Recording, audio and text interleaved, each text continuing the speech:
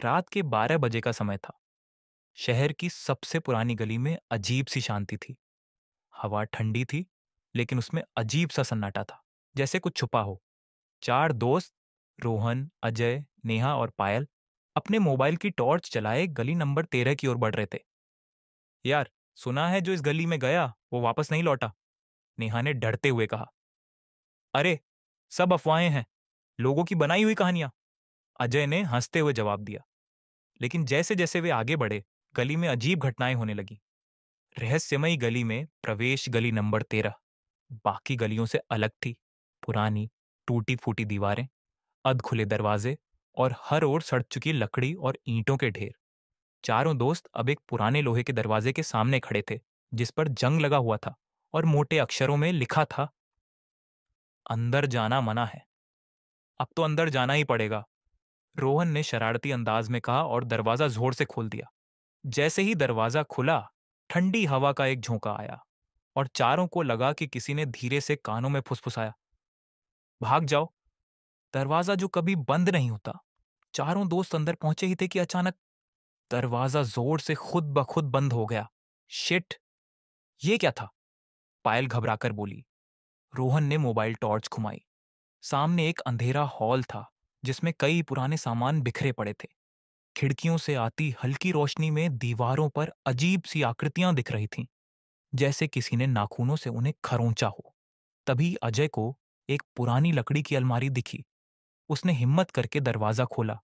पुरानी डायरी और एक डरावना सच अलमारी के अंदर एक बहुत पुरानी धूल भरी डायरी रखी थी। उसने पहला पन्ना खोला।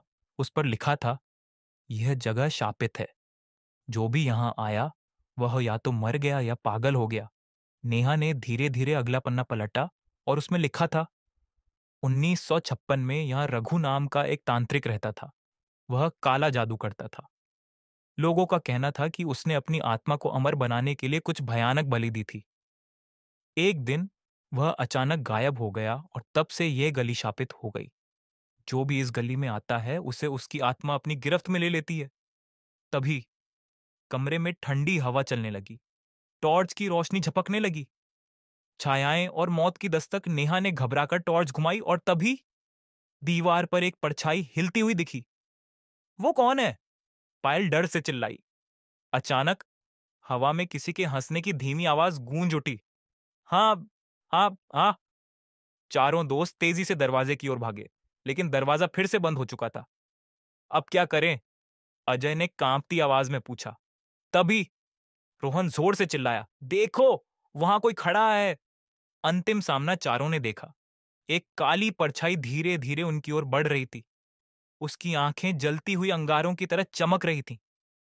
तुम लोग यहां नहीं बचोगे। एक डरावनी फुसफुसाहट कमरे में गूंजी।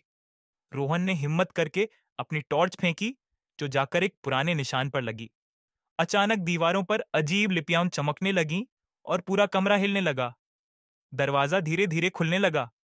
नेहा ने सबसे पहले बाहर छलांग लगाई, फिर अजय और पायल। रोहन जैसे ही बाहर निकला, एक ठंडी हवा ने उसे खींचने की कोशिश की, लेकिन उसने जोर लगाकर खुद को छुड़ाया और दरवाजा अपने पीछे बंद कर दिया। अंतिम रहस्य। चारों हांफते हुए गली के बाहर खड़े थे। गली अब पहले जैसी शांत दिख रही थी, लेकिन अचानक दरवाजे के अंदर से एक जोरदार चीख आई। तुम बच नहीं सकते। चारों ने एक दूसरे को देखा और बिना कुछ कहे वहां से भाग निकले।